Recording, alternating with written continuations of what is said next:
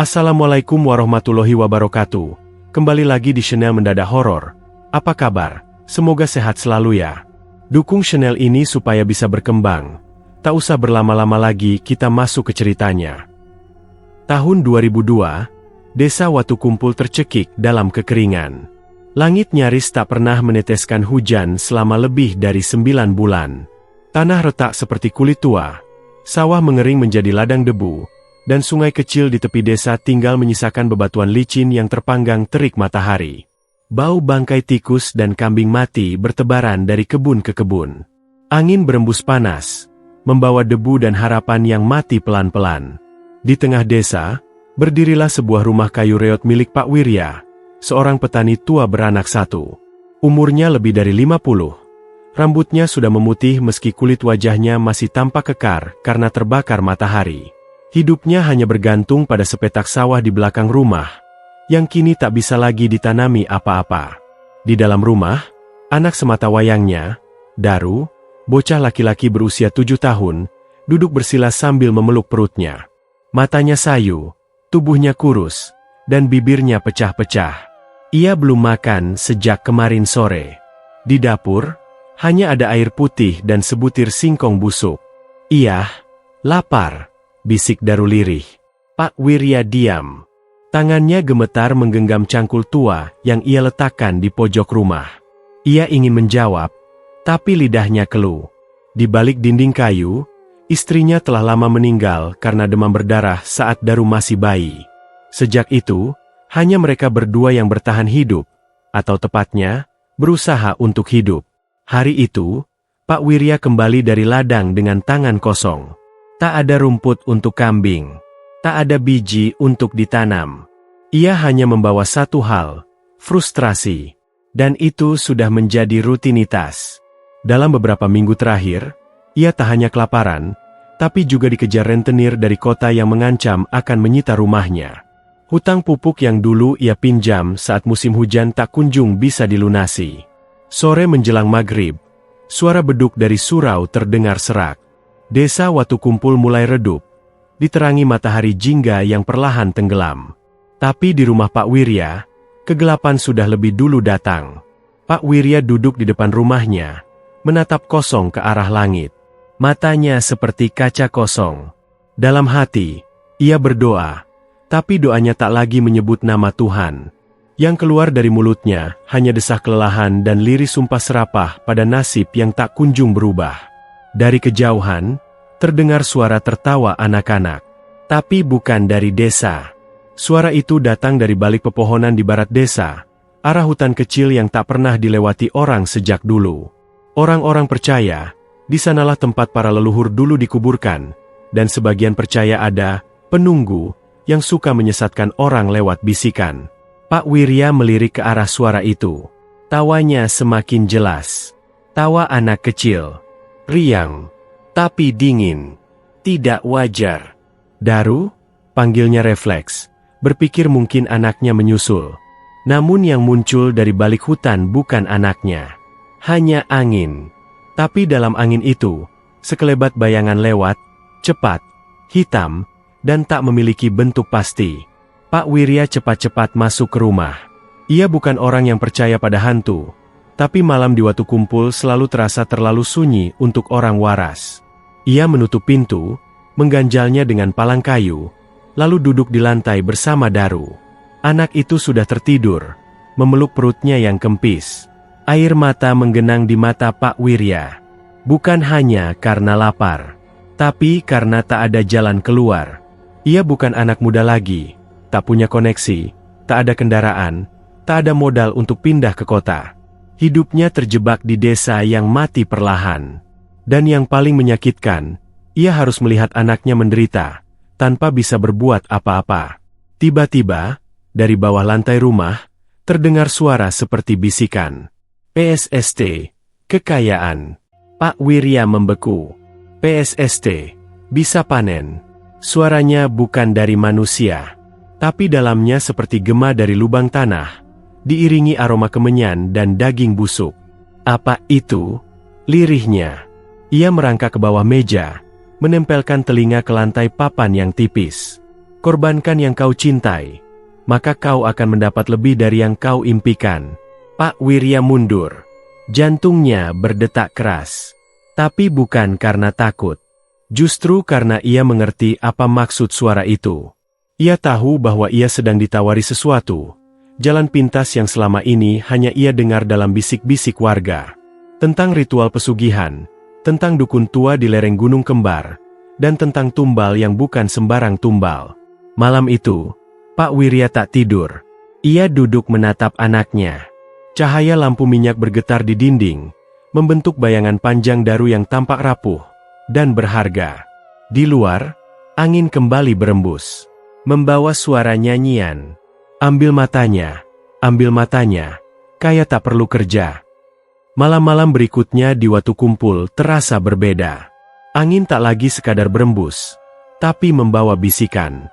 Daun-daun pisang bergetar sendiri, genteng rumah mendadak berdetak tanpa sebab, dan suara tawa anak-anak sering terdengar dari arah barat, padahal desa sedang kelaparan. Banyak warga mulai berbicara pelan-pelan soal satu nama yang dulu dianggap tabu, Mbah Surti. Orang-orang bilang Mbah Surti tinggal di lereng Gunung Kembar, sekitar 3 kilometer dari perbatasan desa. Konon ia sudah mati, tapi arwahnya belum pergi karena masih menjadi perantara makhluk halus yang haus tumbal. Beberapa warga tua percaya, orang yang menemui Mbah Surti dan memenuhi syaratnya, akan kaya mendadak. Tapi sebagai gantinya, hidup mereka tak pernah utuh lagi. Pak Wirya mendengar semua itu dari warung kecil di pinggir jalan, tempat para petani sering berkumpul. Hari itu, ia mampir hanya untuk meminta sedikit air karena sumurnya sudah kering. Di sana, seorang lelaki asing duduk di bangku kayu tua, kurus, berpakaian hitam lusuh, dan wajahnya dipenuhi kerutan dalam. Panjenengan yang punya anak kecil di rumah kayu tengah sawah itu, ya? Tanya lelaki itu tanpa memperkenalkan nama. Pak Wirya mengangguk ragu. Kenapa? Lelaki itu tersenyum tipis. Matanya tampak seperti tak memiliki cahaya. Anakmu, matanya bening sekali. Cahaya jiwa yang murni. Bisa dipersembahkan. Jantung Pak Wirya mencelus. Tangannya yang memegang cangkir air bergetar. Apa maksudmu? Lelaki itu mendekatkan wajahnya. Nafasnya bau seperti bangkai. Malam Jumat Kliwon, jalan ke utara. Lewat pohon beringin tua yang miring. Ikuti bau kemenyan. Mbah Surti sudah menunggumu. Sebelum Pak Wirya bisa bertanya lebih jauh, lelaki itu bangkit dan pergi, meninggalkan jejak lumpur hitam yang anehnya tak ada bekasnya di tanah. Malam itu, Pak Wirya tak bisa tidur. Daru sudah lelap di sudut rumah, tapi Pak Wirya duduk gelisah, matanya melotot ke langit-langit. Kata-kata lelaki itu menggema di kepalanya, matanya bening sekali. Bisa dipersembahkan. Ia tak ingin percaya, tapi pikirannya sudah kacau. Ia merasa suara-suara dari lantai rumah makin keras. Tangisan, tawa, kadang langkah kaki kecil yang mondar-mandir. Rumah itu mulai seperti sarang setan. Setiap malam, bayangan hitam lewat di sudut mata. Dan entah kenapa, semua itu tak lagi menakutkan. Justru menggoda. 3 hari kemudian, tepat malam Jumat Kliwon, Pak Wirya memutuskan pergi. Ia berbohong pada Daru, mengatakan bahwa ia hendak mencari singkong ke rumah tetangga desa sebelah. Daru hanya mengangguk pelan dan kembali memeluk perutnya yang kosong. Dengan membawa senter tua dan kain sarung, Pak Wirya menyusuri jalan kecil ke arah utara. Bulan malam itu ditutupi awan gelap. Suasana hutan seperti menahan napas. Tak ada jangkrik, tak ada burung hantu. Hanya desiran angin yang seolah mengikuti langkahnya. Setelah hampir 1 jam berjalan, ia sampai di pohon beringin tua yang miring. Dahan-dahannya seperti tangan yang menggapai langit. Di bawahnya ada batu pipi hitam, seakan menjadi altar. Dari sana, bau kemenyan menyengat menusuk hidung. Pak Wirya mengikuti aroma itu ke jalan setapak di balik semak, menuruni lereng penuh akar pohon dan kabut tipis. Tiba-tiba, kabut itu menelan seluruh pandangannya. Ia hanya bisa melihat satu cahaya, lampu minyak kuning dari sebuah gubuk reot di bawah pohon tua besar. Ia sampai di depan gubuk itu. Gubuknya kecil, beratap rumbia, dan temboknya dari bambu anyam yang sudah lapuk. Di depan pintu, tergantung tulang-tulang kecil yang memantul di tiupan angin, menimbulkan bunyi klotak-klotak seperti musik kematian. Pintu terbuka sendiri, mengerang perlahan. Di dalamnya, duduk seorang perempuan tua, tubuhnya kurus kering seperti tinggal tulang dan kulit. Rambutnya panjang, kusut, dan matanya kosong. Tapi dari kekosongan itu, terpancar rasa tahu yang menyeramkan. "Namamu Wirya," ucap perempuan itu tanpa bertanya. Pak Wirya diam, tubuhnya gemetar. "Anakmu bernama Daru. Umur 7. Belum pernah sakit parah. Belum pernah mimpi basah. Jiwa dan raganya masih murni." "Siapa panjenengan?" Suara Pak Wirya parau. "Aku cuma jembatan. Yang kau cari bukan aku, tapi yang menunggu di balik tubuhku." Tiba-tiba api dari lampu minyak berkedip. Dari lantai tanah gubuk itu, muncul gumpalan asap hitam pekat yang menggumpal seperti darah mendidih. Bentuknya menyerupai kepala kerbau dengan mata merah dan lidah menjulur panjang. Pak Wirya terjatuh ke belakang. "Bawakan aku sepasang mata anakmu." Suara makhluk itu seperti dua batu yang digesek, berat dan menyakitkan telinga. "Aku akan memberimu tanah subur, panen berlimpah, emas dari air, dan kekayaan sampai 7 turunan." Pak Wirya ingin lari, tapi tubuhnya terkunci. Kepalanya seperti dipenuhi desisan dan bayangan Daru sedang tertawa. Lalu berubah menangis. Lalu berubah memohon. Tapi semua itu tenggelam oleh suara dari dalam kepalanya. "Lakukan, dan semua penderitaanmu akan berakhir." Setelah asap itu menghilang, Mbah Surti memberinya sebuah mangkuk tanah liat dan pisau kecil yang sudah berkarat. "Letakkan matanya di sini. Sebelum matahari terbit, maka kau akan melihat keajaiban." Pak Wirya menatap benda itu lama, lalu mengangguk. Saat ia kembali ke rumah menjelang subuh, Daru masih tidur, tubuh kecilnya menggigil karena udara malam. Pak Wirya duduk di pojok ruangan, memeluk lutut, matanya kosong. Di tangannya, mangkuk tanah liat itu terasa hangat, seolah hidup. Dan di luar rumah, suara angin kembali membawa nyanyian. "Sepasang mata untuk kekayaan. Jangan menangis jika dia memanggil dari alam lain." Pagi itu, sinar matahari menembus sela-sela dinding rumah Pak Wirya, tapi tak membawa kehangatan. Justru membuat bayang-bayang di dalam rumah terlihat lebih pekat, lebih menyeramkan. Daru masih tidur di tikarnya, tubuh kecilnya menggigil meski sudah dibungkus sarung. Wajahnya pucat, bibirnya pecah-pecah, dan di bawah matanya tampak kantung gelap. Pak Wirya berdiri di pojok dapur. Tangannya memegang mangkuk tanah liat pemberian Mbah Surti. Di dalamnya, pisau kecil berkarat masih berselimut kain putih yang mengeluarkan bau anyir samar. Ia menatap benda itu seperti menatap nasibnya sendiri. Gelap, tajam, dan tak bisa dihindari. Kepalanya masih dipenuhi suara dari gubuk semalam.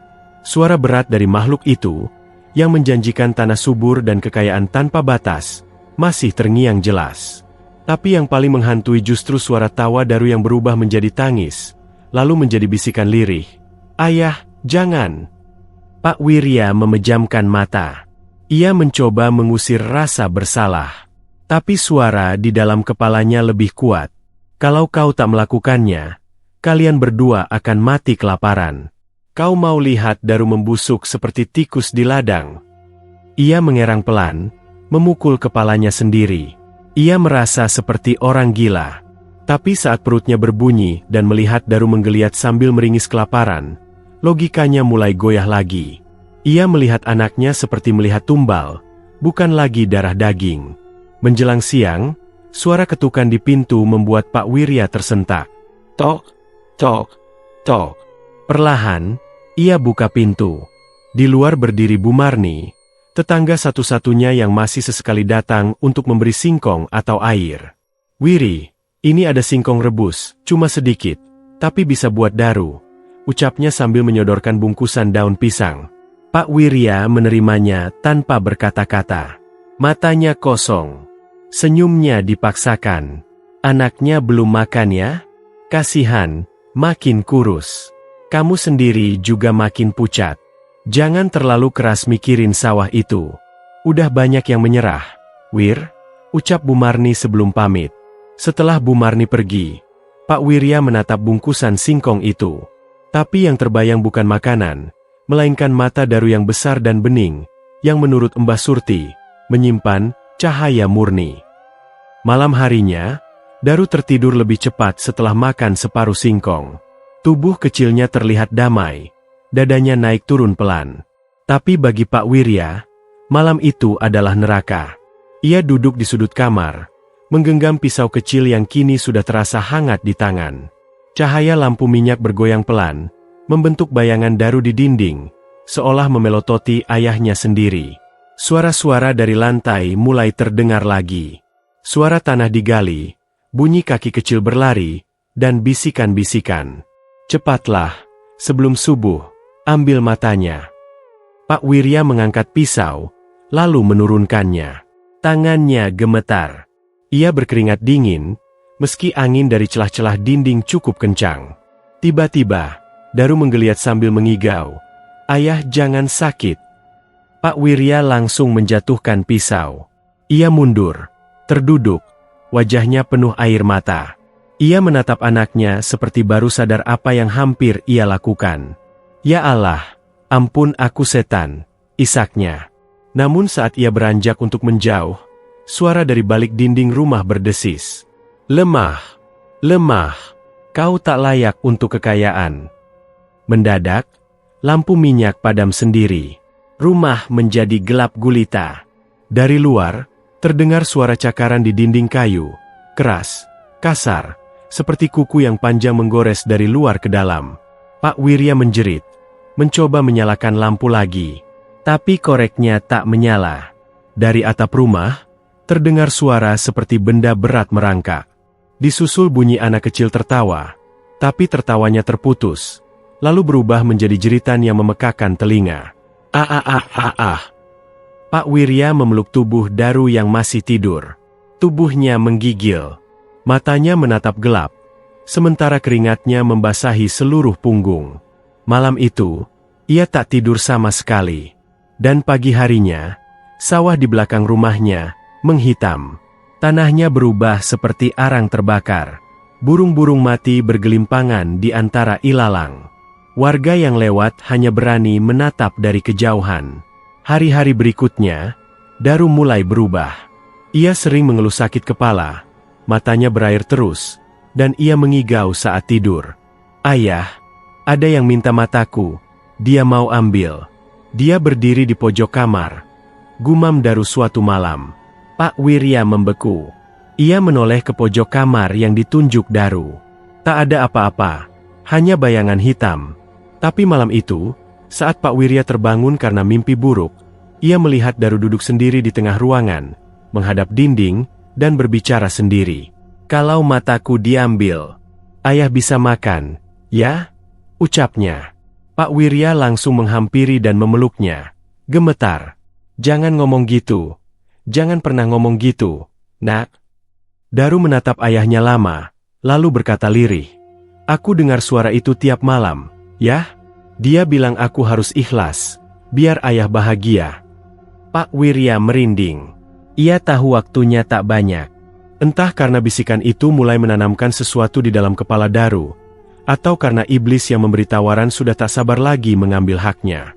Malam berikutnya, Pak Wirya tak lagi mendengar suara dari bawah lantai. Yang ia dengar hanyalah suara langkah kecil Daru. Mondar-mandir, mondar-mandir.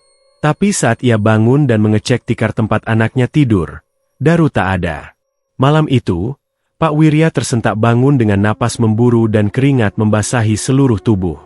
Ia terbangun bukan karena mimpi buruk, melainkan karena heningnya rumah. Hening yang aneh. Biasanya Daru selalu terbatuk atau bergumam saat tidur. Tapi malam ini, tak ada satupun suara dari tikarnya. Daru, panggilnya pelan, mencoba menyesuaikan mata dengan gelap ruangan.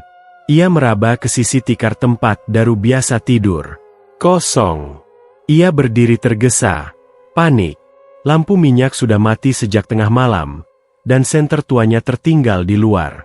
Dalam kegelapan pekat, ia menahan napas, mendengarkan. Tak ada derap kaki, Tak ada suara. Tapi tiba-tiba, hiks, hiks, hiks. Pak Wirya tertegun. Suara tangisan lirih itu datang dari arah bawah, lantai papan rumah yang sudah tua dan reot. Tangisan anak kecil. Bukan suara Daru tertidur atau mengigau. Ini suara isak penuh duka, menyayat hati. Daru! Teriak Pak Wirya, lututnya lemas. Suara tangisan itu tidak berhenti. Justru makin jelas. Seperti berasal dari tanah di bawah rumah. Seolah Daru, atau sesuatu yang menyerupainya, terkubur hidup-hidup di sana. Ia memukul lantai, berharap itu hanya ilusi. Tapi suara tangisan itu tetap terdengar. Kadang diselingi suara kuku menggores papan. KRKKK, KRKKK, KRKKK. Pak Wirya merangkak ke pojok rumah, tempat suaranya paling keras terdengar. Ia menempelkan telinga ke papan. Dadanya sesak. Yah, tolong aku. Pak Wirya menjerit dan mundur. Itu suara Daru. Tapi terlalu pelan, terlalu jauh, seolah datang dari dasar sumur. Ia langsung berdiri dan meraih linggis yang biasa digunakan untuk memperbaiki pagar. Tanpa berpikir panjang, ia mulai mencungkil papan lantai. Berkali-kali, cepat dan sembarangan. Debu dan serpihan kayu beterbangan. Daru! Jawab, nak. Namun saat papan terakhir tercabut, tak ada siapa-siapa. Hanya tanah hitam yang kering dan keras. Tak ada lubang. Tak ada bekas galian. Tak ada jejak kaki. Hanya udara dingin yang keluar perlahan dari sela tanah, membawa aroma busuk seperti bangkai tikus dicampur kemenyan. Dan di saat itu juga, suara tangisan berhenti. Berganti dengan tawa kecil yang menyusup ke dalam sumsum tulangnya. Hai, hai. Hai. Pak Wirya jatuh terduduk. Matanya berkaca-kaca. Ia mulai sadar bahwa ia bukan lagi sendirian di rumah itu. Ada sesuatu yang tinggal di bawah lantai. Sesuatu yang meniru suara anaknya. Pagi menjelang. Cahaya samar masuk lewat celah dinding. Pak Wirya mengurung diri, duduk memeluk lutut di pojok kamar. Lantai rumah sudah terbuka, menganga seperti mulut mengundang mangsa. Beberapa jam kemudian, terdengar ketukan pelan di pintu. Tok, tok, tok. Ia tak menjawab. Tok, tok. Ketukan itu pelan, tapi terus berulang. Akhirnya, ia bangkit perlahan dan membuka pintu. Di luar, berdiri seorang anak kecil, dengan kepala tertunduk, rambut menutupi wajahnya. Tubuhnya kotor, baju penuh lumpur dan darah kering. Ia diam. Pak Wirya nyaris pingsan. Daru? Bisiknya. Anak itu mengangkat kepala. Bukan Daru. Wajahnya rusak seperti hangus terbakar, dan matanya kosong. Hanya lubang hitam yang dalam, meneteskan cairan pekat. Seketika, anak itu berlari masuk ke dalam rumah, menembus tubuh Pak Wirya begitu saja, seperti kabut. Lampu minyak di dalam langsung menyala sendiri. Aroma kemenyan memenuhi ruangan. Pintu tertutup keras. Pak Wirya berteriak dan merangkak ke sudut ruangan. Tubuhnya menggigil. Tiba-tiba, ia mendengar suara dari balik lemari. Yah, aku lapar. Ia menoleh pelan. Lemari tua itu terbuka sedikit. Ada dua mata kecil berwarna putih susu mengintip dari celahnya. Yah, mataku hilang. Lalu muncul tangan mungil dengan kuku panjang, mendorong pintu lemari perlahan terbuka. Pak Wirya menjerit dan berlari keluar rumah. Kakinya tersandung batu, jatuh menelungkup di tanah. Tapi ia tak peduli.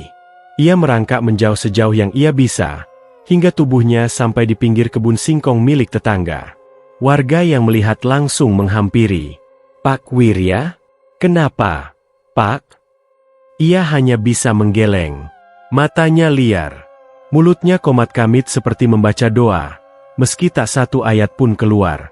Sejak malam itu, warga Watukumpul tahu rumah Pak Wirya sudah tak lagi layak dihuni. Tapi mereka juga tahu, ia tak akan pernah bisa pergi dari sana. Ada sesuatu yang telah ditanam di dalam rumah itu. Sesuatu yang menunggu, tumbal yang belum disempurnakan.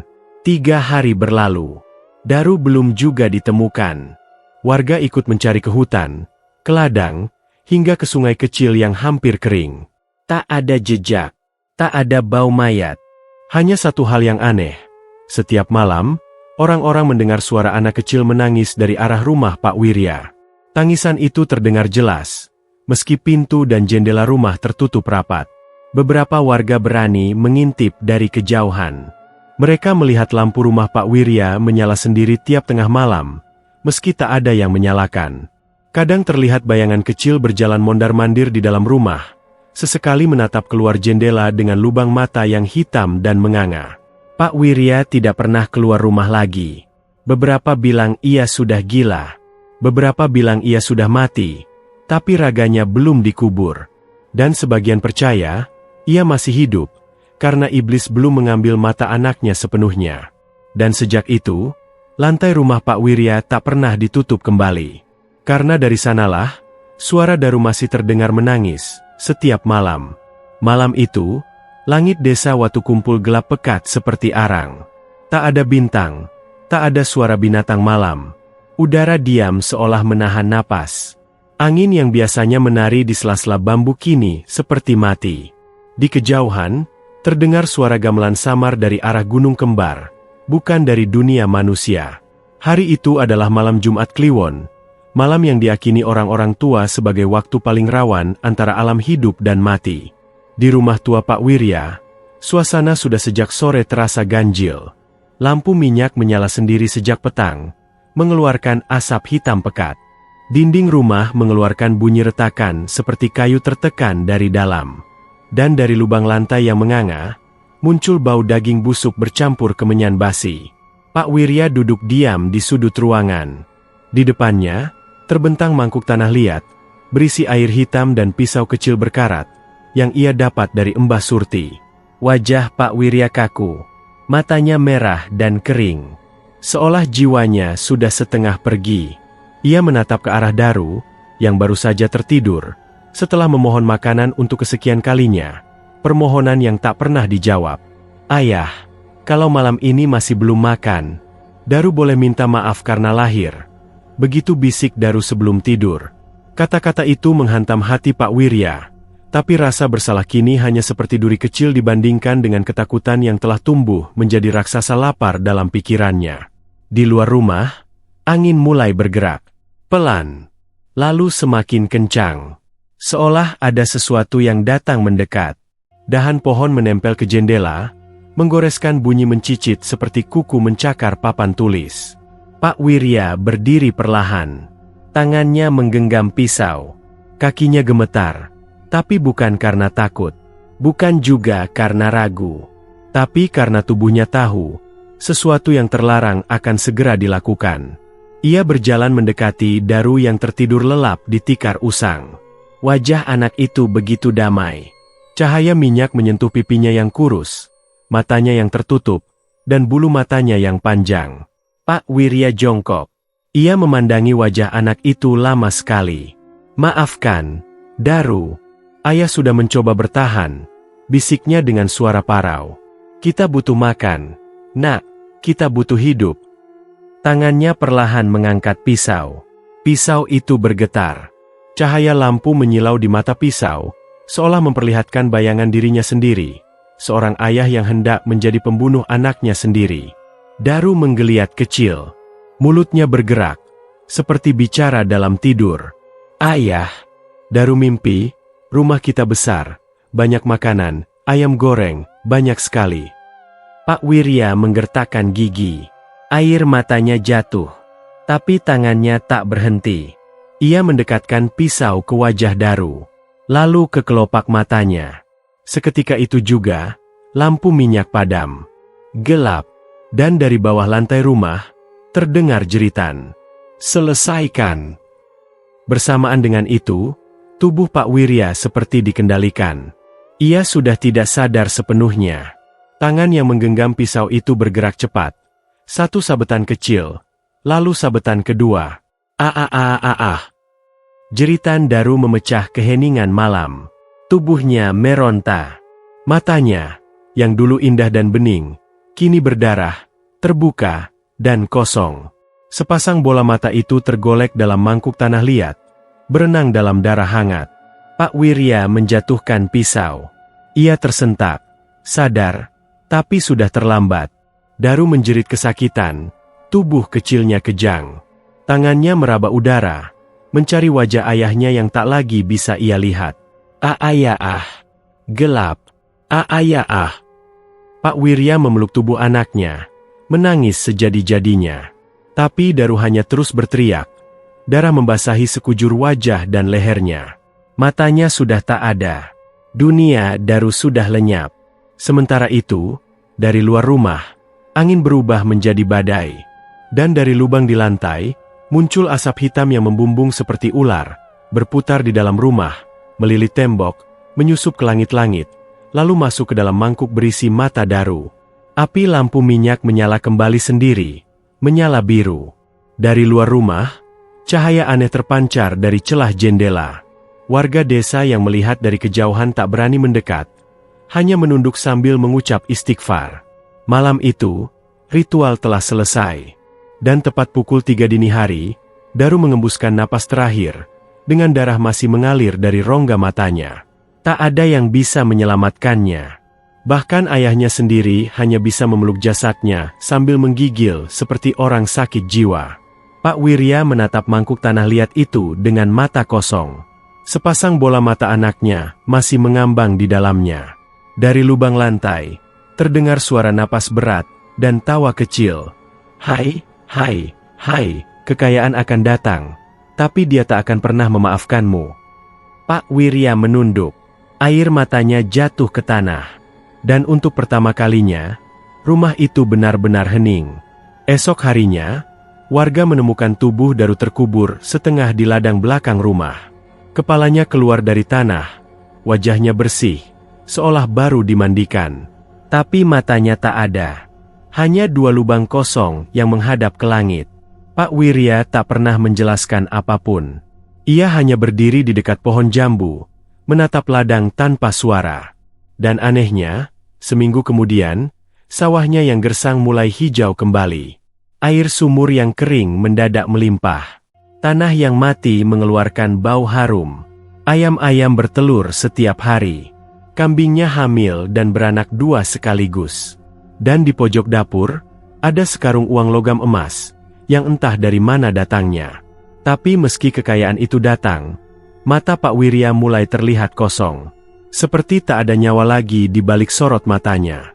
Karena ia tahu, kehidupan telah dibayar terlalu mahal. Dan arwah Daru belum benar-benar pergi. Sudah 1 minggu sejak malam berdarah itu. Rumah tua Pak Wirya tampak jauh berbeda dari sebelumnya. Genting yang dulu berlubang kini tertutup rapi. Kayu-kayu lapuk di dinding tergantikan dengan papan baru yang kokoh. Bahkan pagar bambu yang dulu compang-camping kini diganti pagar besi hitam, lengkap dengan gerendel berukir seperti milik rumah bangsawan. Warga desa waktu kumpul hanya bisa berbisik-bisik di belakang. Tak ada yang berani bertanya secara langsung. Mereka tahu, sesuatu yang tidak wajar sedang terjadi. Sawah milik Pak Wirya kini menguning lebih cepat dari biasanya. Padi-padi tumbuh tinggi dan gemuk, seolah disiram air dari surga. Ladang yang tadinya kering dan mati, kini subur dan menghasilkan sayuran segar dalam jumlah luar biasa. Aneh, karena Pak Wirya tak pernah terlihat bekerja di ladang itu lagi. Setiap pagi, suara gamelan halus terdengar dari balik rumahnya. Tidak nyaring, tapi cukup jelas untuk membuat bulu kuduk berdiri. Seolah suara itu bukan dari dunia ini. Kadang diselingi tawa perempuan, kadang terdengar isak anak kecil. Dan di bawah rumah panggung itu, lubang persembunyian tempat ritual malam Jumat Kliwon itu masih menganga. Tak ada yang menutupnya. Dari sana, setiap malam, bau busuk darah dan kemenyan basi tercium sampai ke jalan utama desa. Namun yang paling membuat warga makin takut, adalah perubahan wajah Pak Wirya sendiri. Ia tak lagi menyapa siapapun. Tak pernah datang ke masjid. Tak pernah ikut ronda malam. Pak Wirya lebih sering duduk di teras rumahnya, menatap langit dengan tatapan kosong. Kadang ia tertawa sendiri, kadang menangis tanpa suara. Tapi yang paling menyeramkan adalah ketika matanya terlihat gelap dan cekung, seolah tak ada cahaya kehidupan di sana. Dan setiap malam Jumat Kliwon, bau busuk dari rumahnya makin menjadi-jadi. Seperti bau bangkai disiram minyak panas. Suatu malam, Darso, seorang tetangga yang penasaran, nekat mengintip dari sela pagar rumah Pak Wirya.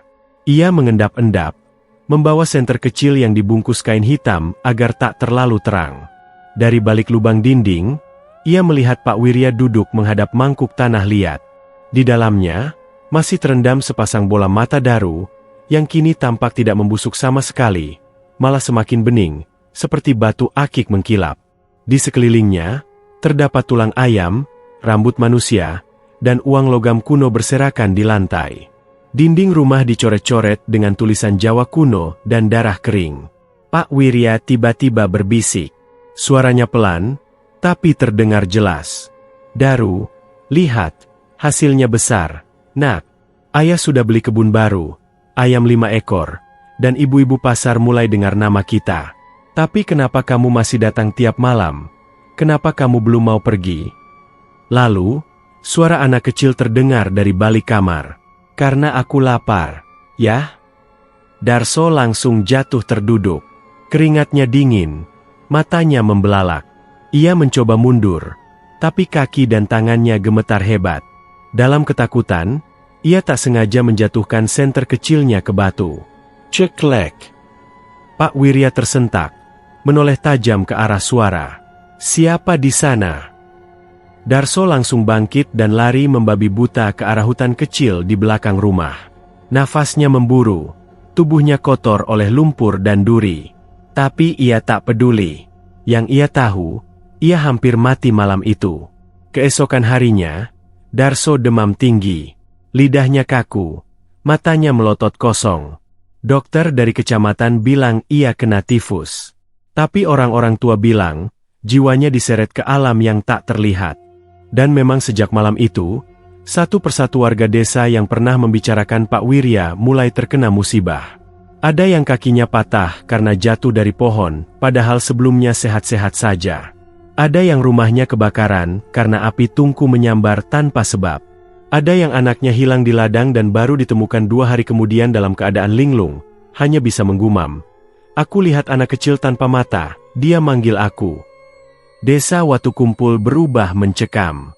Tak ada yang berani lewat depan rumah Pak Wirya jika tidak terpaksa. Orang-orang memilih jalan memutar, bahkan menutup telinga jika suara gamelan terdengar dari arah rumah itu. Sementara itu, kekayaan Pak Wirya makin tak masuk akal. Ia tiba-tiba membeli mobil pick-up. Uang tunai mengalir dari mana-mana. Bahkan ada isu bahwa ia kini punya toko di pasar kecamatan, dikelola oleh orang luar. Namun di balik itu semua, Pak Wirya makin kurus. Wajahnya pucat, rambutnya memutih cepat. Di beberapa kesempatan, warga melihat darah mengalir dari telinga dan hidungnya, tapi ia tetap berdiri tegak seolah tak merasakan sakit. Suatu malam, ia kembali duduk di depan mangkuk tanah liat. Lilin-lilin hitam mengelilingi tubuhnya. Ia menatap sepasang mata Daru yang masih mengambang. Kini bola mata itu tampak berdenyut pelan, seperti jantung bayi. Dari balik dinding, suara Daru terdengar lagi, pelan, memilukan, menusuk. Ayah, kenapa ayah ambil mataku? Aku gak bisa lihat cahaya lagi, yah? Pak Wirya menjerit, menutup telinganya. Cukup, jangan lagi. Aku sudah dapat apa yang ku mau. Aku ingin berhenti. Tapi suara Daru tak berhenti. Ayah ingat janji, pesugihan ini gak bisa berhenti begitu saja. Lalu dari balik rumah terdengar suara kuku mencakar kayu. Kera-a, kera-a, kera-a. Pak Wirya berlari ke pojok rumah, memeluk tubuhnya sendiri. Ia tahu, ritual pesugihan tak pernah gratis. Dan kini, tumbal pertama sudah diberi. Tapi pesugihan itu masih lapar. Dan arwah anaknya belum memaafkannya. Malam Jumat Kliwon kembali datang. Angin bertiup pelan di desa Watukumpul, namun membawa hawa dingin yang menusuk sampai ke tulang. Di langit, bulan menggantung bulat sempurna, memancarkan cahaya pucat seperti wajah orang mati. Di rumah Pak Wirya, tak ada suara gamelan malam ini. Tapi, dari dalam dinding rumahnya yang terbuat dari papan jati tua, terdengar suara tangisan lirih. Suaranya serak, seperti tangisan anak kecil yang menahan sakit, tertahan, sesekali melengking, lalu kembali lirih seperti hembusan napas terakhir. Ayah ah, ayah ah. Tangisan itu tidak berasal dari ruang manapun. Suaranya merembes dari dalam dinding. Bukan dari baliknya, tapi seakan berasal dari dalam papan kayu itu sendiri, seolah ada yang terperangkap di sana. Pak Wirya duduk di sudut ruang tengah. Tubuhnya kaku. Matanya merah karena kurang tidur. Jemarinya terus memegang segenggam bunga kantil yang mulai layu. Wajahnya penuh keringat dingin, meski angin malam masuk lewat celah-celah rumah. Sudah 3 malam suara itu terdengar, dan tiap malam makin keras. Ayah ah, kenapa ambil mataku? Aku dingin di sini, gelap. Ayah. Pak Wirya berusaha menutup telinganya, tapi suara itu terus masuk, langsung ke dalam pikirannya. Bukan hanya tangisan, kini diselingi suara cakar di dinding. Kriik, kriik, krak. Kadang seperti kuku kecil yang menggaruk pelan. Kadang terdengar seperti tangan kecil yang memukul-mukul papan, memohon dikeluarkan. Pak Wirya akhirnya berdiri, mengambil palu dari bawah meja. Dengan tubuh gemetar, ia berjalan ke arah dinding yang mengeluarkan suara. Kalau kau mau keluar, keluarlah sekalian, teriaknya putus asa.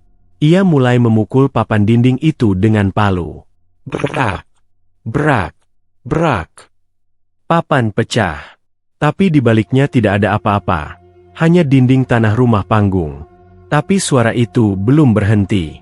Justru kini terdengar tangisan dari sisi lain dinding. Ia berlari ke sisi kiri rumah. Menghantam papan dinding lagi. Brak. Kosong. Ia memukul lagi sisi belakang. Tangisan berpindah. Tangisan itu seperti mengejeknya. Bermain petak umpet dalam rumahnya sendiri. Lalu, tiba-tiba, seluruh dinding rumah mengeluarkan suara tangisan bersamaan. Ayah ah, ayah ah, ayah ah. Pak Wirya berteriak keras, lalu terjatuh. Palunya menggelinding. Ia menangis seperti orang gila. Aku cuma ingin kaya, aku cuma ingin bebas dari kemiskinan, isaknya. Tiba-tiba, suara perempuan terdengar di telinganya. Pelan, dingin, seperti bisikan dari liang kubur. Tapi kau tumbalkan darah sendiri. Pak Wirya membalikkan badan. Sosok perempuan berkebaya lusuh berdiri di sudut ruangan. Wajahnya dipenuhi belatung. Matanya kosong, namun senyumnya lebar. Kau sudah menyentuh perjanjian lama. Kau tak bisa mundur, Wirya. Tubuh Pak Wirya membeku. Keringat membanjir. Napasnya sesak. Perempuan itu lalu menghilang dalam sekejap, menyisakan bau anyir menusuk. Lalu tiba-tiba, lantai rumah bergetar pelan. D-G, D-U-G, D-U-G. Dari arah bawah rumah, suara langkah kaki kecil terdengar. Seperti anak-anak yang berlari-lari di bawah rumah panggung. Tap, tap, tap, tap. Pak Wirya merangkak ke jendela, membuka daun kayu itu dan melongok ke bawah. Di bawah rumah, dalam gelap, terlihat bayangan tubuh kecil duduk memeluk lutut. Bola matanya tidak ada. Lubang di wajahnya hitam menganga. Tapi dari lubang mata itu, keluar cairan merah pekat seperti lendir darah. Itu Daru. Ayah, aku mau mata aku balik. Aku mau lihat ibu. Aku mau pulang. Pak Wirya menjerit, menutup jendela. Ia membanting tubuhnya ke lantai, berguling ke sudut, menangis keras-keras. Namun suara Daru tak hilang. Kini memenuhi seluruh rumah. Beri aku mataku kembali, atau aku akan ambil matamu.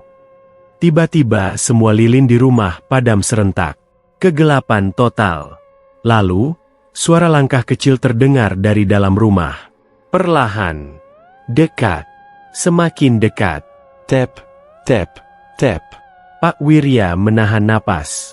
Ia tahu, suara itu bukan dari manusia biasa. Ia menoleh perlahan, dan di balik kegelapan, terlihat bayangan kecil berdiri, tubuhnya gemetar, wajahnya hanya berupa dua lubang mata hitam dan senyum sobek yang menjijikan. Ayah, lihat aku sekarang. Seketika itu juga, semua papan dinding rumah bergetar hebat. Dari sela-selanya, darah mengalir, membentuk aliran merah seperti sungai kecil. Di tiap dinding yang ia hancurkan malam itu, muncul cap tangan kecil, berlumur darah. Pak Wirya tak tahan lagi. Ia membuka pintu depan dan berlari keluar rumah seperti orang kesurupan. Ia berlari ke tengah jalan desa. Tubuhnya gemetar hebat. Dari kejauhan, beberapa warga ronda melihatnya dan segera mendekat. Namun, saat mereka hendak menyentuh tubuh Pak Wirya, matanya berdarah. Darah menetes dari kelopak matanya yang kini kosong. Dua lubang mata menganga, seperti wajah daru. Pak Wirya jatuh tersungkur. Tubuhnya kejang. Tapi sebelum ia pingsan, dari mulutnya terdengar bisikan. Aku melihatnya. Sekarang, aku melihat apa yang tak boleh manusia lihat. Setelah malam itu, rumah Pak Wirya ditinggalkan. Ia dibawa ke rumah sakit jiwa di kota. Tak bisa bicara lagi. Tak bisa melihat. Matanya hilang seperti dikeruk paksa. Dan dari rumah tua itu, tiap malam Jumat Kliwon, tangisan dari dinding papan masih terdengar.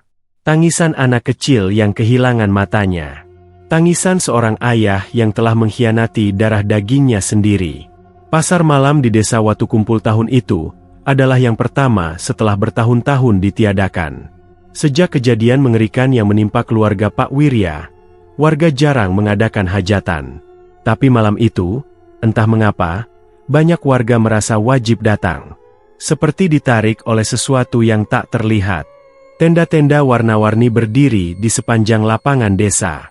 Lampu-lampu bohlam bergelantungan di tali rafia, berpendar kuning pucat. Di antara aroma jagung bakar dan suara denting mainan, ada sesuatu yang tidak wajar terasa di udara. Suasana ramai, tapi tidak semeriah biasanya.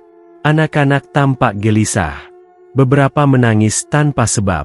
Hewan-hewan peliharaan warga tak mau diajak mendekat ke area pasar malam. Anjing-anjing liar menggonggong ke arah lapangan, lalu lari ketakutan. Di sudut tenda keramaian itu, berdiri sebuah wahana baru, rumah cermin. Tak pernah ada sebelumnya, tapi malam itu, entah dari mana asalnya, tenda itu berdiri paling ujung, dekat pohon beringin tua yang sudah lama dianggap angker oleh warga. Di atas pintunya tertulis dengan huruf kapital, "Mau lihat dirimu yang sebenarnya." Tak ada penjaga, tak ada suara. Tapi dari dalam, terdengar suara lirih seperti anak kecil yang tertawa pelan. Tio, seorang anak laki-laki berumur 9 tahun, ditarik rasa penasaran. Ia berdiri di depan pintu tenda, menoleh ke kiri dan kanan. Ibunya sedang antri membeli sate. Ia pikir, tak apa kalau masuk sebentar saja. Langkah Tio perlahan memasuki tenda gelap itu. Di dalam, dingin. Tidak ada lampu. Tapi perlahan, cermin-cermin besar menyala satu persatu, tanpa kabel listrik. Cermin-cermin itu memantulkan wajah Tio. Tapi aneh, semua pantulannya memiliki mata hitam bolong. Wajah-wajah Tio di dalam cermin itu, tanpa bola mata. Tio mundur. Tapi cermin-cermin itu bergetar. Suara langkah kecil terdengar mengelilinginya. Tap, tap, tap. Lalu, dari salah satu cermin, muncul bayangan anak kecil yang merayap dari dalam pantulan. Kepalanya miring, matanya hanya dua lubang hitam. Mulutnya sobek hingga ke telinga. "Aku Daru, mau pinjam matamu sebentar." Tio menjerit dan berlari keluar tenda. Tapi pintunya menghilang. Yang tersisa hanyalah deretan cermin yang makin banyak, makin rapat, makin dekat. Tap, tap, tap. Tiba-tiba, lampu-lampu pasar malam padam serentak. Warga yang sedang menikmati permainan dan makanan kini menoleh bingung. Sunyi. Lalu terdengar suara tangisan anak kecil dari segala arah. "Mataku, mana mataku? Ayahku ambil." Beberapa orang mulai panik. Anak-anak mulai menangis, dan yang paling mengerikan, beberapa dari mereka mendadak berdarah dari mata, seperti mengeluarkan cairan merah pekat. Ibu Tio berteriak mencari anaknya. Tapi di tempat Tio tadi berdiri, Kini hanya ada sebuah boneka rusak, dengan 2 bola mata tercongkel. Pasar malam berubah menjadi kekacauan. Lampu-lampu menyala kembali, tapi semuanya berwarna merah darah. Dan di setiap tenda, setiap cermin, setiap bayangan, terpantul sosok kecil dengan mata bolong dan tubuh pucat. Daru telah keluar. Di rumah kepala desa, Pak Lurah Warso sedang menerima laporan warga yang ketakutan. Suara kentongan dibunyikan terus-menerus, tanda darurat. Lurah, anak-anak banyak yang berdarah matanya. Pasar malam itu kayak neraka sekarang, Pak. Pak Lurah yang sempat menyaksikan sendiri kejadian dengan Pak Wirya dulu, mulai mengerti sesuatu yang lebih buruk sedang terjadi. Ia memanggil dukun sepuh desa, Mbah Ranu, yang telah lama pensiun dari urusan gaib. Kalau ini benar Daru, anak dari Pak Wirya, berarti arwahnya belum diterima bumi, gumam Mbah Ranu dengan suara serak. Ia masih mencari sepasang bola matanya. Mbah Ranu mengambil sesajen dan segenggam tanah kuburan dari belakang rumah. Ia tahu hanya satu cara menenangkan arwah anak tumbal pesugihan, menawarkan mata pengganti, atau menghadirkan ayahnya kembali. Di rumah sakit jiwa tempat Pak Wirya dirawat, kejadian aneh juga terjadi malam itu. Pasien-pasien berteriak histeris, menyebut nama yang sama. Daru, Daru datang. Dia ambil mata kita. Lampu-lampu rumah sakit berkedip. CCTV menampilkan gambar kabur. Di tiap lorong, terlihat sosok anak kecil berdiri membelakangi kamera, lalu perlahan menoleh, memamerkan wajah tanpa mata dan senyum lebar menganga. Pak Wirya menggigil hebat di kamarnya. Ia menutup wajahnya dengan selimut, tapi tetap bisa merasakan kehadiran itu. Dingin, menekan, seperti dipeluk oleh kematian. Lalu terdengar suara itu, pelan, seperti bisikan langsung ke dalam jiwa. Ayah, aku sudah dekat, ayo pulang ke Watu Kumpul, ayo pulang bawa mataku. Di Watu Kumpul, Mbah Ranu memimpin ritual pemanggilan di tengah lapangan pasar malam.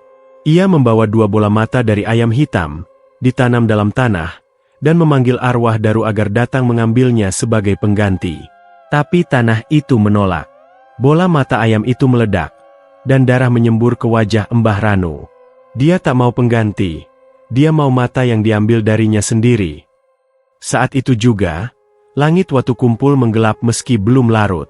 Angin bertiup kencang. Dan dari tengah tenda pasar malam, muncul sosok Daru. Semua orang terpaku. Ia tak lagi hanya sosok anak kecil. Kini ia seperti makhluk lain. Wajah anak kecil tapi tubuhnya menggeliat seperti tali, memanjang dan melilit. Matanya menganga 2 lubang hitam pekat. Ayahku, Mas Hutang, mataku, kembalikan. Jeritan menggema. Orang-orang berlarian. Tapi Daru tak mengejar mereka. Ia hanya menatap langit dan berbisik. Aku akan cari ayahku sendiri. Lalu, tubuhnya menghilang dalam pusaran angin, meninggalkan pasar malam yang kini penuh darah, cermin pecah, dan tangisan tak berujung. Sejak malam itu, pasar malam tak pernah kembali. Tenda-tenda itu hilang keesokan harinya. Tak ada bekas. Hanya tanah yang hangus dan bau anyir. Dan tiap malam Jumat Kliwon, beberapa warga bersumpah melihat seorang anak kecil berdiri di pinggir jalan desa, mengintip ke arah rumah masing-masing. Mencari satu wajah. Wajah yang dulu memanggilnya anak. Wajah yang kini ia kejar. Wajah ayahnya. Malam Jumat Kliwon, langit Watu Kumpul kembali kelam. Hujan tidak turun, tapi angin dingin menggigit hingga ke tulang. Suasana desa sunyi, tak ada suara jangkrik, tak ada ayam berkokok. Bahkan anjing-anjing tak berani menggonggong. Semua rumah terkunci rapat. Lampu-lampu dipadamkan. Warga memilih bersembunyi dalam gelap, hanya berharap malam segera lewat. Sebab malam ini, Daru akan kembali. Sejak kejadian pasar malam berdarah, sosok Daru tak pernah benar-benar pergi. Beberapa warga melihatnya di kaca jendela. Anak-anak bermimpi dipeluk sosok kecil bermata bolong. Bayi-bayi menangis tengah malam sambil menatap langit-langit kosong. Namun semua tahu, Daru belum menemukan ayahnya. Di rumah sakit jiwa Semarang, Pak Wirya duduk di pojok kamarnya. Tangan dan kakinya diborgol. Matanya memerah, tubuhnya lemas. Ia sudah tidak makan sejak 3 hari. Perawat mengira ia akan mati. Tapi justru malam itu, Pak Wirya tersenyum. "Anakku akan menjemputku malam ini," bisiknya lirih.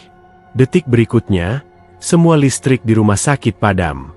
Jeritan menggema dari lorong ke lorong. CCTV menampilkan satu gambar tetap. Lorong kosong, dengan jejak kaki berdarah kecil menuju kamar Pak Wirya. Ketika perawat datang 5 menit kemudian, pintu kamarnya sudah terbuka. Borgol Pak Wirya tergeletak patah. Dan di lantai, tertulis dengan darah, "Aku sudah dapat ayahku. Aku mau mataku."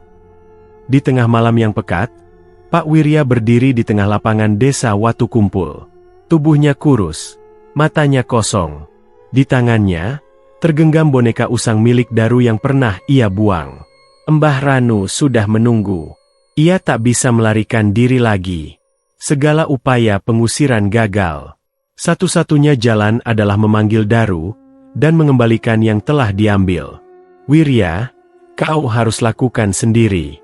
Anakmu hanya mau matanya kembali dari tanganmu," ujar Mbah Ranu pelan, sambil mengatur sesajen terakhir. Ayam cemani, segenggam rambut Daru yang disimpan ibunya sebelum dibakar, dan 2 cermin kecil yang dulunya milik Daru di kamarnya. Langit bergetar. Tanah berdenyut. Dari tengah lapangan, kabut hitam menggulung, dan Daru muncul perlahan. Tubuhnya kecil, tapi tidak lagi seperti anak biasa. Wajahnya rusak. Mata bolongnya mengalirkan darah pekat. Tubuhnya meneteskan lendir hitam. Tapi ketika melihat Pak Wirya, ia tersenyum. "Ayah, akhirnya kau datang." Pak Wirya menangis. "Maafkan ayah, Daru. Ayah salah besar." Daru mendekat. Suaranya berat dan dalam, jauh dari suara anak kecil. "Kau janji ingin kita kaya. Tapi kau ambil mataku. Sekarang, kembalikan." Pak Wirya gemetar. Ia membuka jaketnya dan mengeluarkan 2 benda bulat yang dibungkus kain kafan kecil. Bola mata Daru yang dulu ia simpan sebagai bagian dari ritual pesugihan. Mbah Ranu mendekatkan wadah tanah. Pak Wirya meletakkan kedua bola mata itu ke dalamnya. Cermin-cermin mulai bergetar. Angin menderu. Tapi Daru menatap Pak Wirya tajam. "Belum cukup. Mataku sudah buta. Beri aku matamu, ayah, agar aku bisa melihat dunia." Pak Wirya terdiam. "Ayah, aku ingin melihat ibu lagi. Aku ingin lihat rumah kita. Aku ingin melihat malam. Kembalikan dengan matamu." Pak Wirya mengangguk pelan, lalu mengambil belati dari tangan Mbah Ranu. Tanpa ragu, ia mengarahkannya ke wajahnya sendiri. Tangisan Daru lirih. "Terima kasih, ayah." Dengan suara mencabik, Pak Wirya mencungkil kedua matanya. Darah menyembur, tubuhnya ambruk. Mbah Ranu segera menyiram tanah sesajen dengan darah Pak Wirya. Tanah berasap, cermin-cermin retak lalu pecah. Daru berdiri diam, lalu perlahan tubuhnya mulai bercahaya. Wajahnya berubah, matanya perlahan muncul kembali, bukan matanya sendiri, tapi mata ayahnya. Ia menoleh ke arah langit, tersenyum. "Aku bisa lihat bintang lagi." Lalu tubuhnya larut menjadi debu cahaya yang terangkat ke langit malam. Pak Wirya tergeletak tak bergerak, tapi wajahnya tenang. Bibirnya menyunggingkan senyum kecil. Darah mengalir dari rongga matanya, menyatu dengan tanah pesugihan yang pernah ia gunakan. Mbah Ranu menutup tubuhnya dengan kain putih. Ia tahu, meski telah terlambat, pengorbanan itu telah menyeimbangkan kutukan yang dilanggar. 3 hari kemudian, suasana desa mulai normal. Tidak ada lagi anak kecil yang menangis tengah malam. Tidak ada bayangan yang menatap dari cermin. Dan untuk pertama kalinya sejak kejadian itu, burung-burung kembali berkicau di pagi hari. Namun, rumah Pak Wirya tetap kosong. Dan satu benda dibiarkan tergantung di depan pintunya. Sebuah boneka usang Daru, matanya kini utuh. Tapi darahnya tak pernah kering. Malam-malam tertentu, jika seseorang berjalan di lapangan tempat ritual itu dilakukan, kadang terdengar suara kecil memanggil dari kejauhan. "Ayah, aku sudah bisa lihat bintang, Tapi aku kangen ayah.